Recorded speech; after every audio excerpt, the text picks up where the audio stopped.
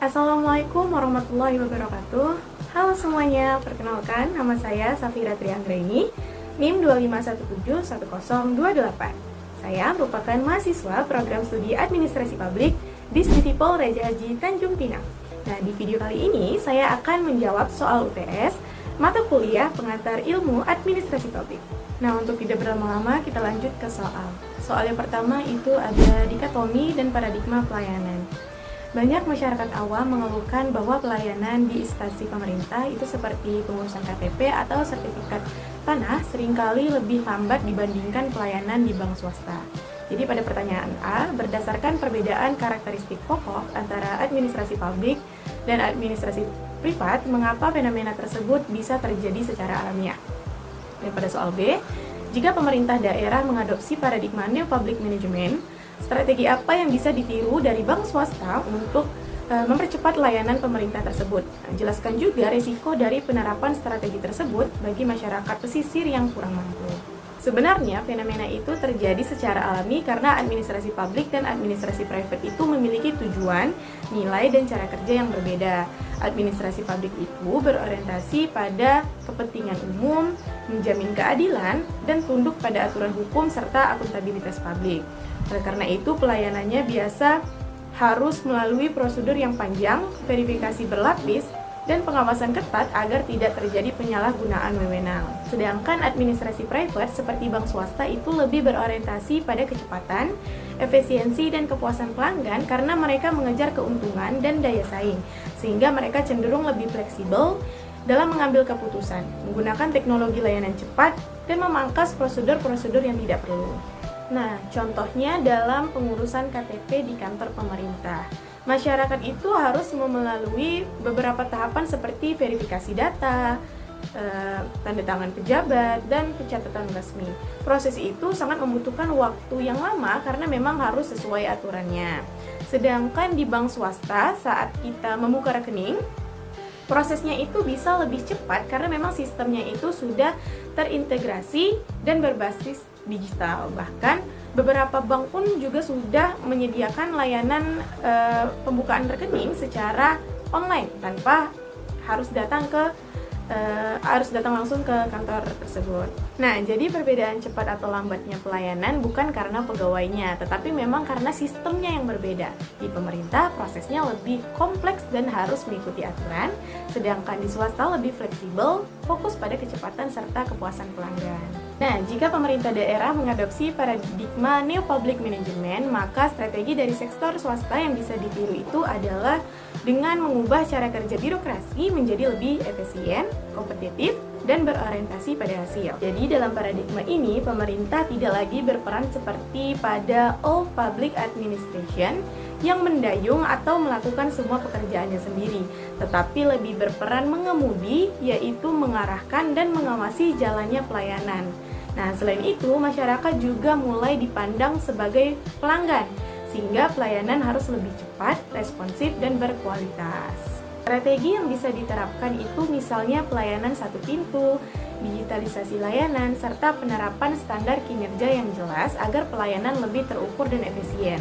Nah, contohnya itu layanan administrasi seperti pembuatan KTP atau perizinan dapat dilakukan secara online sehingga prosesnya lebih cepat dibandingkan sistem manual. Namun, penerapan strategi ini juga memiliki resiko, terutama bagi masyarakat pesisir di Kepulauan Riau, karena tidak semua masyarakat itu memiliki akses teknologi atau kemampuan digital, maka ada kemungkinan akan terjadi ketimpangan pelayanan. Nah, selain itu, jika masyarakat hanya dipandang sebagai pelanggan, maka pelayanan bisa lebih berorientasi pada efisiensi dibandingkan keadilan. Oleh karena itu, pemerintah juga perlu menyesuaikan penerapan konsep tersebut agar tetap memperhatikan kondisi masyarakat dan menjamin pelayanan yang merata. Nah, selanjutnya kita masuk ke soal nomor 2. Soal nomor 2 ini tentang evolusi posisi warga negara. Dalam sejarah perkembangan ilmu administrasi publik, posisi warga negara terus mengalami pergeseran. Nah, jelaskan perbedaan mendasar bagaimana birokrasi memandang warga negara pada era Old Public Administration dibanding dengan era New Public Service. Nah, berikan juga contoh konkret penerapan prinsip pemerintah melayani, bukan mengemudi di Provinsi Kepulauan Riau. Dalam perkembangan ilmu administrasi publik, posisi warga negara itu mengalami perubahan dari waktu ke waktu. Nah, pada era All Public Administration, warga negara itu dipandang sebagai objek atau klien yang harus mengikuti aturan pemerintah. Hubungan yang terjadi itu bersifat satu arah, di mana pemerintah lebih dominan dan masyarakat itu hanya menerima kebijakan. Kemudian, pada era New Public Management itu terjadi perubahan di mana warga mulai dipandang sebagai pelanggan. Nah, pelayanan publik itu mulai meniru sektor swasta dengan menekankan efisiensi, kualitas layanan, dan kepuasan pelanggan. Nah, selanjutnya pada era New Public Service, posisi warga negara itu berubah menjadi mitra atau citizen. Nah, pemerintah tidak hanya berfokus pada efisiensi, tetapi juga pada nilai demokrasi, partisipasi, dan kepentingan publik. Jadi masyarakat itu dilibatkan juga dalam proses pengambilan keputusan. Nah, contoh penerapan prinsip pemerintah melayani bukan mengemudi di Provinsi Kepulauan Riau dapat dilihat dari program layanan jemput bola administrasi kependudukan ke pulau-pulau. Itu ada beberapa program. Yang pertama itu ada STV atau Serving the Villager di Kabupaten Bintan. Yang kedua ada Ketapel, ke tempat ada, pelayanan lengkap itu di Kota Batam. Yang ketiga itu ada Si Jebol, sistem jemput bola Kota Batam. Yang keempat ada Si Pandu Capil atau sistem pelayanan administrasi penduduk pencatatan sipil itu di Bintan. Dan yang kelima adalah pelayanan 3-in-1 Kota Tanjung Pinang. Nah, dengan program itu, pemerintah itu tidak menunggu masyarakat untuk datang ke kantor, tetapi justru turun langsung ke lapangan dengan mendatangi pulau-pulau kecil yang jauh dari pusat kota. Nah, petugas membawa peralatan dan sistem pelayanan untuk membantu masyarakat dalam mengurus dokumen itu seperti KTP, kartu keluarga, dan akte kelahiran secara langsung di tempat. Hal ini sangat membantu masyarakat pesisir yang sebelumnya harus mengeluarkan biaya transportasi laut, waktu, dan tenaga untuk datang ke kota seperti Tanjung Pinang atau Batam. Nah, dengan adanya layanan jemput bola ini, mungkin masyarakat menjadi lebih mudah mengakses pelayanan publik. Selain itu, masyarakat juga bisa langsung menyampaikan keluhan atau kebutuhan mereka kepada petugas sehingga terjadi komunikasi dua arah antar pemerintah dan warga. Contoh ini menunjukkan bahwa pemerintah tidak lagi hanya berperan sebagai pengatur, tetapi benar-benar hadir sebagai pelayan masyarakat, serta melibatkan masyarakat dalam proses pelayanan publik. Nah, selanjutnya soal yang ketiga. Nah, berdasarkan kasus Pak Hasan, terdapat beberapa penyakit birokrasi. Yang pertama yaitu retep atau pita merah. Nah, hal ini terlihat dari prosedur yang berbelit-belit seperti banyaknya tanda tangan dan stempel yang harus dilengkapi.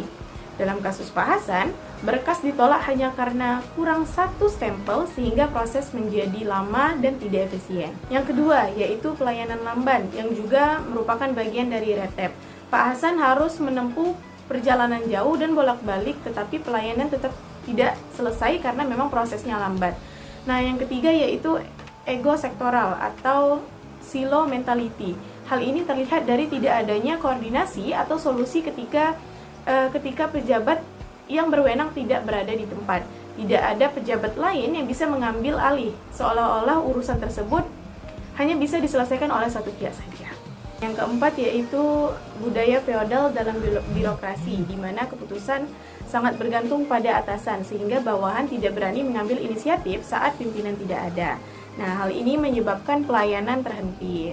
Dengan demikian, kasus Pak Hasan menunjukkan adanya beberapa patologi birokrasi seperti retep, pelayanan lamban, ego sektoral, dan budaya feodal yang menghambat pelayanan publik. Jawaban 3B. Sebagai calon administrator publik, inovasi yang dapat direkomendasikan kepada Bupati untuk mengatasi permasalahan pada kasus Pak Hasan adalah: pertama, melakukan reformasi birokrasi, yaitu dengan menyederhanakan prosedur pelayanan dan memangkas tahapan yang terlalu panjang, sehingga masyarakat tidak perlu melalui proses berbelit-belit seperti banyaknya stempel dan tanda tangan.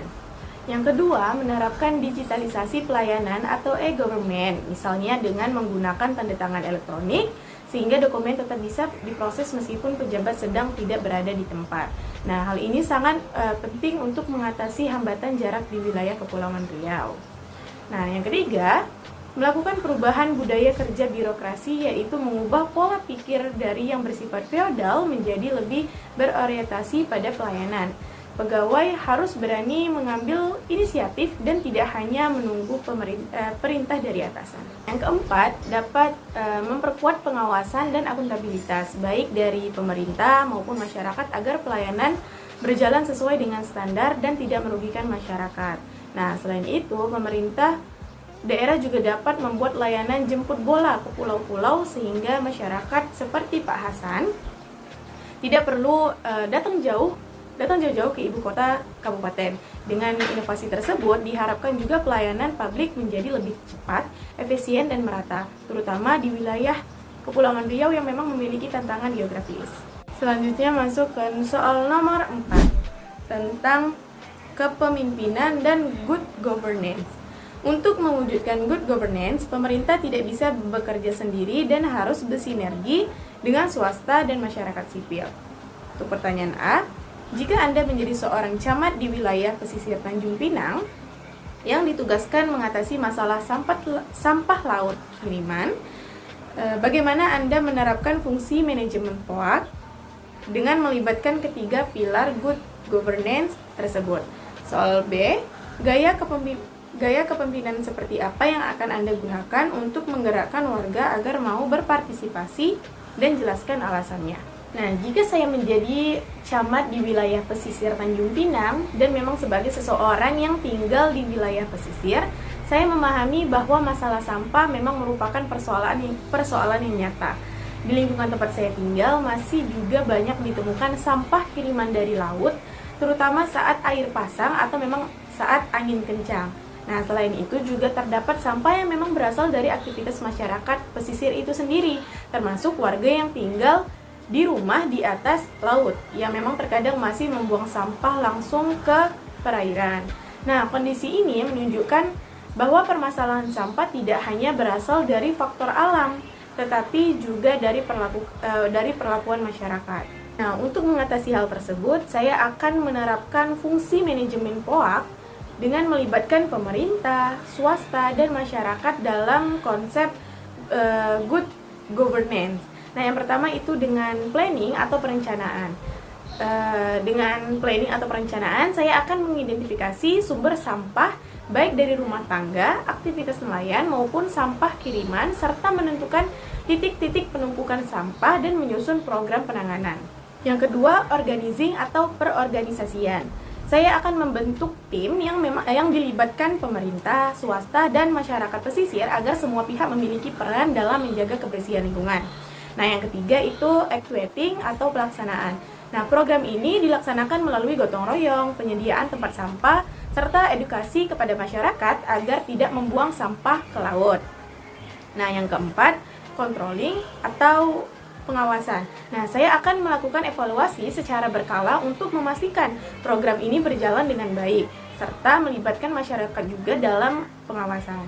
Nah, dengan pendekatan ini diharapkan penanganan sampah laut dapat berjalan lebih efektif karena didasarkan pada kondisi nyata di masyarakat pesisir. Nah, selain itu, saya akan menerapkan gaya kepemimpinan partisipatif dan transformasional. Kepemimpinan partisipatif saya pilih karena dapat melibatkan masyarakat secara langsung dalam proses pengambilan keputusan.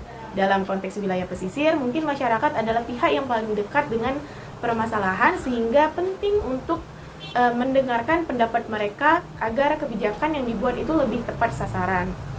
Nah, selain itu, dengan dilibatkan masyarakat juga akan merasa memiliki tanggung jawab untuk menjaga lingkungan mereka. Nah, sedangkan kepemimpinan transformasional saya gunakan untuk mendorong perubahan pola pikir masyarakat. Jadi permasalahan sampah tidak hanya soal sistem, tetapi juga kebiasaan. Oleh karena itu, saya sebagai pemimpin, saya harus mampu menginspirasi dan mengajak masyarakat untuk lebih peduli terhadap lingkungan dan tidak lagi membuang sampah ke laut. Jadi dengan menggabungkan kedua gaya kepemimpinan tersebut, diharapkan masyarakat itu tidak hanya ikut program, tetapi juga memiliki kesadaran dan komitmen untuk menjaga kebersihan lingkungan secara berkelanjutan. Baik, itu saja jawaban dari UTS mata kuliah pengantar ilmu administrasi publik. Saya Safira Trianggreni. Wassalamualaikum warahmatullahi wabarakatuh. Bye-bye.